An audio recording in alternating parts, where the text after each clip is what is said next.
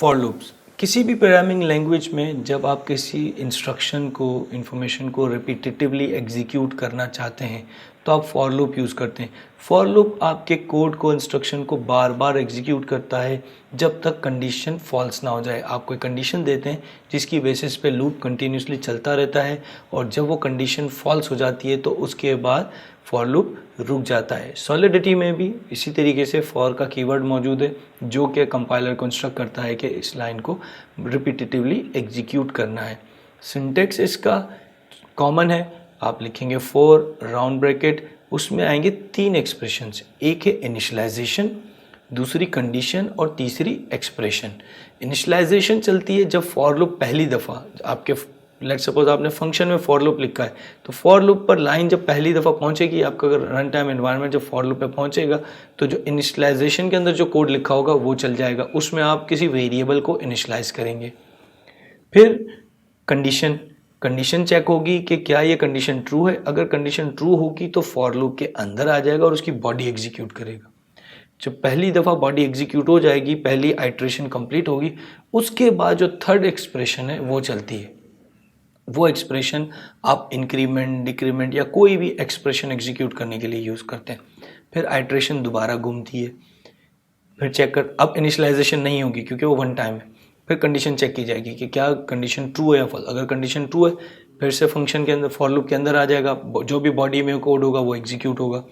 जब वो body execute हो जाएगी, आइट्रेशन कंप्लीट होगी, एंड पे पहुंचेगा, फिर थर्ड एक्सप्रेशन इवैल्यूएट होगी, उसमें जो भी आपने कोड लिखा है, जो भी एक्सप्रेशन ली, जनरली आप उसमें वेरिएबल को इंक्रीमेंट कर रहे होते, वो हो जाएगा। फिर आइट्रेशन घूमेगी। अब ये आइट्रेशन घूमती रहेगी जब तक आपकी जो सेकंड एक्सप्रेशन कंडीशन है वो ट्रू है।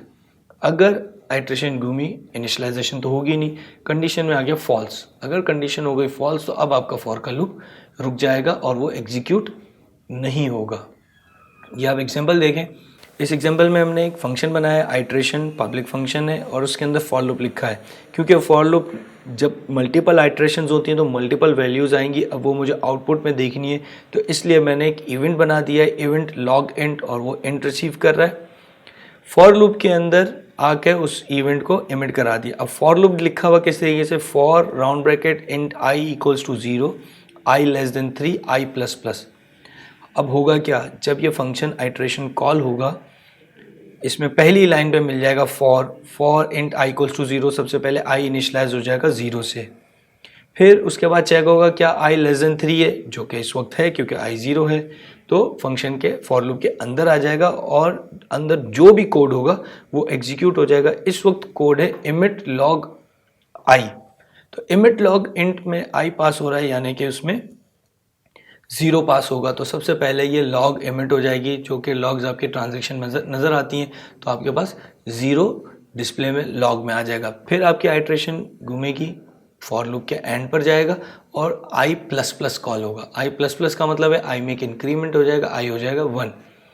फिर लूप घूम के जब ऊपर आएगा, अब इनिशियलाइजेशन नहीं होगी, अब कंडीशन चेक होगी, आई में वैल्यू है 1, तो आई लेस देन 3, क्या 1 लेस देन 3 है, बिल्कुल है क्योंकि 1 लेस देन 3 है। तो फिर फंक्शन के अंदर आ जाएगा, फिर से इमिट करेगा, अब 1 प्रिंट हो जाएगा, लॉग में 1 आ जाएगा। फिर फॉर लूप के एंड पे पहुंचेगा, आइट्रेशन के आई में प्लस प्लस होगा, आई हो जाएगा 2। फिर आइट्रेशन घूमेगी, इनिशियलाइजेशन नहीं होगी, कंडीशन चेक होगी, क्या आई लेस देन 3 है, 3 है क्योंकि आई में 2 है तो ये लेस देन 3 है, कंडीशन ट्रू हो गई। फिर फॉर लूप के अंदर आएगा, इमिट करेगा, आई 2 इमिट हो जाएगा, कंप्लीट हो जाएगा। उसके बाद फिर आइट्रेशन के एंड पर आएगा, आई इंक्रीज होगा, आई हो जाएगा 3।